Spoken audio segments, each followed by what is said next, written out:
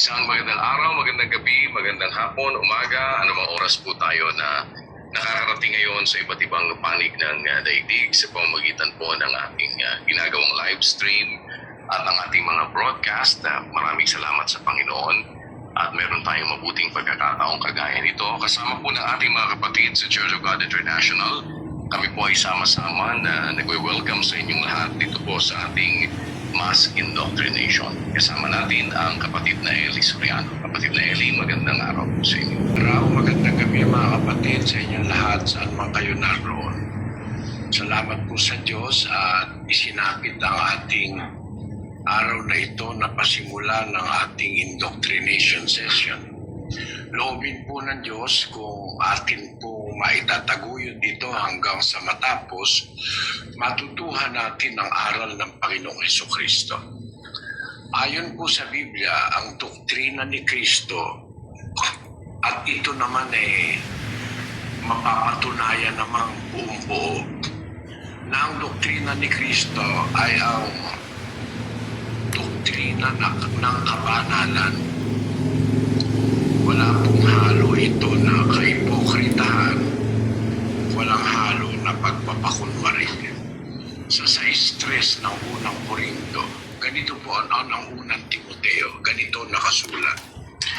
Kung ang sino may natuturo ng ibang aral at hindi sumasang-ayon sa mga salitang nakagagaling, sa makatuwid ay sa mga salita ng ating Panginoong Hesukristo at sa aral na ayon sa kabanalan.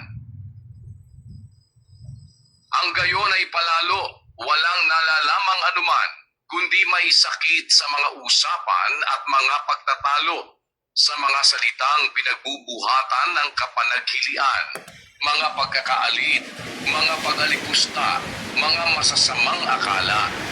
Ayan, sabi po sa ni San Pablo, kung sino man nagtuturo ng ibang aral, palalo yun. Walang alam yun pag nagturo ka ng ibang aral. Kaya, wag po kayong magagalit mga kapatid. Ang magtuturo ng ibang aral, iba sa aral ni Kristo. Ang sabi ng Biblia, doon sa versikulo 4, ang gayon ay palalo. Walang nalalamang anuman. Mga ignorante ang magtuturo ng ibang aral kasi ang sabi doon sa 3, kung ibabalik natin, kung ang sino may nagtuturo ng ibang aral at hindi sumasang-ayon sa mga salitang nakagagaling, alin yung salitang nakagagaling? Sa makatuwid baga ay sa salita ng ating Panginoong Hesukristo at sa aral na ayon sa kabanalan. Pag ang gusto po natin ay matuto ng kabanalan, yun yung aral ni Kristo. Yun yung doktrina ni Kristo. Yun yung salitang nakagagaling. Basahin natin yan sa English, kapatid na Daniel.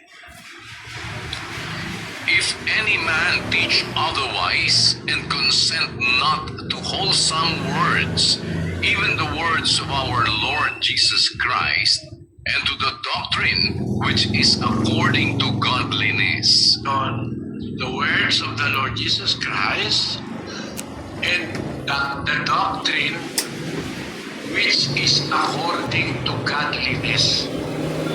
Kaya po, kung Biblia ang pag-uusapan mga kapatid, ang doktrina ng ikababanal. Meron kasing mga doktrina mapapasama ang tao pag sinunod Huwag kayong magagalit. Magsasabi ako ng ilan. Hindi kayo naniniwala sa akin. Galit kayo sa akin. Marami kasing galit na nakikinig.